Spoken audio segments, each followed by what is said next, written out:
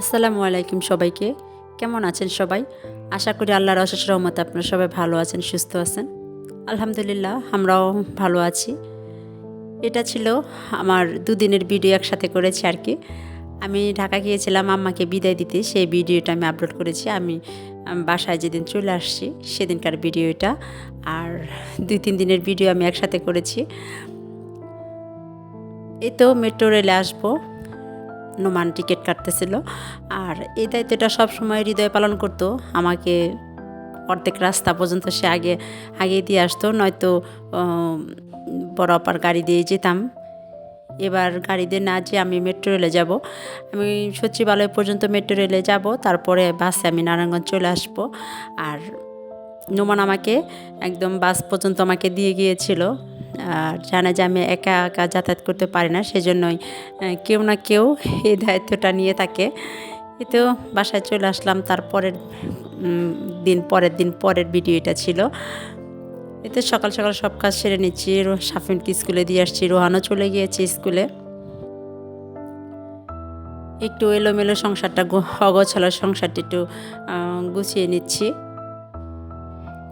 শরীরটা তেমন একটা বেশি ভালো না, অনেক দিন যাবত অসুস্থ ছিলাম, এখনও প্রায় অসুস্থই। না পাক খেতে খেতে এমন একটা অবস্থা শরীরের, মানে অনেক দুর্বল। মুখেতে একদম রুচি শেষ, কোনো কিছুই তেমন কোনো একটা মজা না, কোনো গন্ধ কিচ্ছু নাই, শুধু খাওয়া দরকার, খেতে হচ্ছে, এই অবস্থা।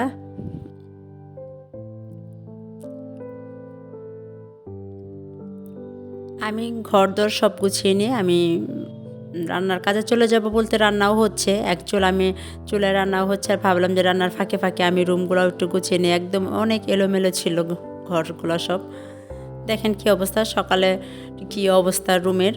আর এই রুমে একটু ফ্যানের সমস্যা, যে ফ্যানটা আছে সেই ফ্যানটার বাতাস কম লাগে বিদে আবার এই ফ্যান, টেবিল ফ্যান নিয়ে এসে বাতাস খাওয়ার ব্যবস্থা করা হয়।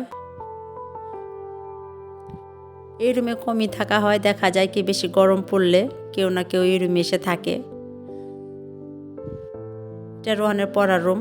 আর রোহানের রুমে থাকে না, যখন রোহান একা থাকে, ওর ভাই আছে, আমার ভাগ্নে আর কি, ও যখন না থাকে বাসায় তখন ও রোহান এই রুমে একা থাকে। এটা আমাদের পাশের রুম, তো সেই জন্য এই রুমে শুলে রোহান তেমন একটা ভয় পায় না, সেজন্য মাঝে মাঝে এই রুমে শোয়া হয়। আর রোহান এই রুমে পড়ালেখাই বেশি করে। এই রুমটা আরও বেশি নোংরা থাকে, রোহান একদমই অগোছালো, সে কোনো গোছানোর কোনো সিস্টেমই জানে না।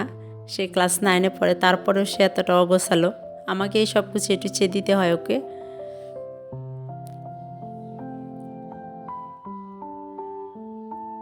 এই তো অসুস্থ শরীর নিয়ে তাও গুছিয়ে নিচ্ছি, সংসার গোছাতে হবেই। আর এলোমেলো থাকলে কিন্তু শরীরটা আরও বেশি অসুস্থ হয়ে যায়, একদম আরও বেশি রোগা রোগা লাগে।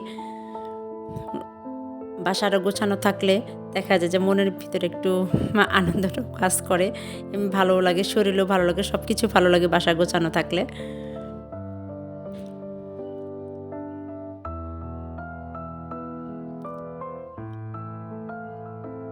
এই তো এক হাতে একটু গুছিয়ে নিলাম। আর ওইদিকে আমার রান্নার কাজগুলোও শেষ হয়ে যাচ্ছে। আর সাফিনকে আনতে যেতে হবে, স্কুলের ছুটির সময় হয়ে আসছে। আমি তাড়াতাড়ি করে সব গুছিয়ে নিলাম একটু।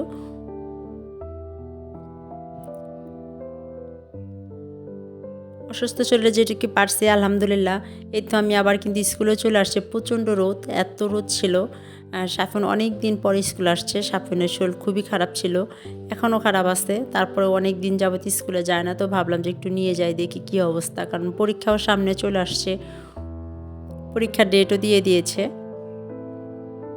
এই তো আমি ওর অপেক্ষায় আছি, স্কুল ছুটি হয়ে গেছে, বেল বাজিয়ে দিয়েছে, স্কুল ছুটি হয়ে গেছে, সব বাচ্চারা নিচে নেমে আসছে আস্তে আস্তে। প্রথমে প্রাইমারি যে সেকশনগুলো সেগুলো ছুটি হয়, পরে হাই স্কুল যে সেকশন ওগুলো ছুটি হয়। আগে বাচ্চাদের ছুটি দেওয়ার পরে বাচ্চারা সব নেমে আসতেছে আস্তে আস্তে। এই তো আমার সোনা বাচ্চাটা আমার কাছে চলে আসছে। এতে বাসায় চলে আসলাম, রান্না করেছি মাছ, বাইলা মাছ রান্না করেছি, আর পাটের শাক, আর রান্না করেছি টক করলা ভাজি। কিন্তু এগুলো রাখা সত্ত্বেও আমার ভালো লাগতেছে না যে কী খেলে জানি মজা লাগবে। মুখটা এমন অনেক নষ্ট হয়ে গিয়েছে মুখের রুচিটা। ভাবলাম যে কী খাওয়া যায় কী খাওয়া যায়, তখন ভাবলাম কি শুটকি ভর্তা করে খুদের বোয়া রান্না করি। আমি খুদের বোয়া এক চুলা বসিয়ে দিয়েছি। খুদের বোয়াটা আমি তেল ছাড়া করব, শুধু এখানে আমি খুদের বোয়াতে লবণ আর কাঁচামরিচ দিয়েছি, আর পানিটা শুকিয়ে আসলাম, পেঁয়াজ কুচি দিব।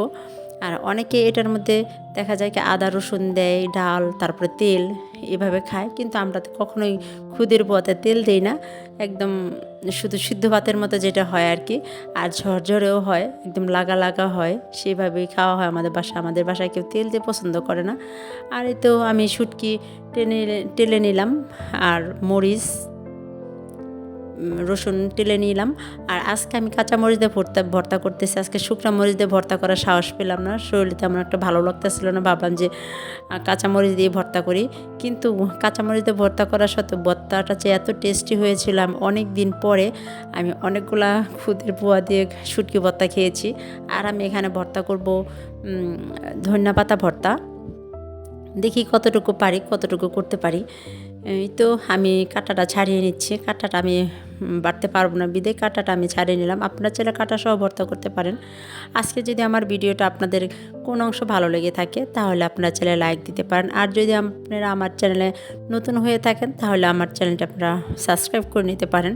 আর আজকের ভিডিওটা যদি আপনারা আমার ফেসবুক পেজ থেকে দেখে থাকেন তাহলে আপনারা চাইলে আমার ফেসবুক পেজটা ফলো দিতে পারেন। আর যারা অলরেডি কাজগুলো করে ফেলেছেন তাদেরকে অসংখ্য ধন্যবাদ। এই তো কথা বলতে বলতে কিন্তু আমার ভর্তা প্রায় শেষের দিকে বানানো। মাশাআল্লাহ কালারটাও কিন্তু ভালো আসছে।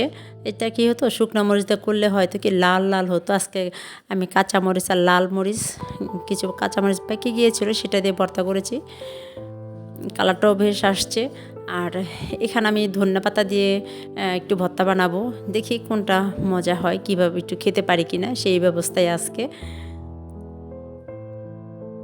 এই তো দেখেন খুদের বোয়া কিন্তু হয়ে আসছে। আর একদম সাদা ভাত, সাদা একদম তেল ছাড়া, যেটা এভাবে খেলে কিন্তু ভীষণ মজা। আর একটু মানে শক্ত শক্ত যে ঝরঝরে করা হয় সেটা কিন্তু আরও বেশি মজা। এই তো আমি ভর্তা নিয়ে নিচ্ছি। তবে আলহামদুলিল্লাহ আমি যে নিয়েতে করেছিলাম, অনেক দিন আমি কি মানে মুখের কোনো মজা বুঝতেছিলাম না। মাশাআল্লাহ ভালো হয়েছিল, ভর্তা দুটি অনেক ভালো, অনেক টেস্টি হয়েছিল। আমি মাশাআল্লাহ এই সবগুলো খুদ খেতে পেরেছিলাম। অনেক দিন পরে অনেক খাবার খেয়েছি আলহামদুলিল্লাহ। আজকে তাহলে এই পর্যন্তই। সবাই ভালো থাকবেন, সুস্থ থাকবেন। আসসালামু আলাইকুম সবাইকে। আল্লাহ হাফেজ।